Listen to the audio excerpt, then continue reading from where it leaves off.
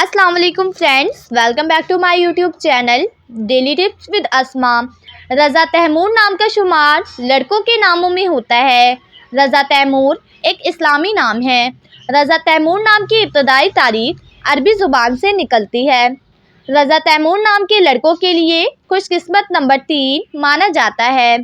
रज़ा तैमूर नाम के लड़के बहुत ज़हीन होते हैं।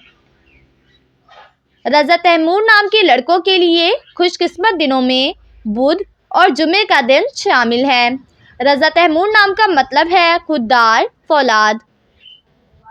रज़ा तैमूर नाम के अफराद के लिए मुवाफिक पत्रों में लाजोर्द पत्थर शामिल है। रज़ा तैमूर नाम के लड़कों में ज़्यादातर मेहनती लड़के पाए जाते हैं।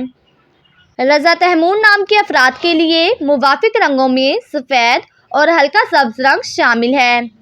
खुशकिस्मती वाली धातों में हिस्सों के हिसाब से लोहा और तांबा शामिल है। फ्रेंड्स, अगर आप अपने नाम का मतलब जानना चाहते हैं तो कमेंट बॉक्स में अपना नाम लिखें। इंशाअल्लाह हम आपके नाम की वीडियो ज़रूर बनाएंगे। Thanks for watching.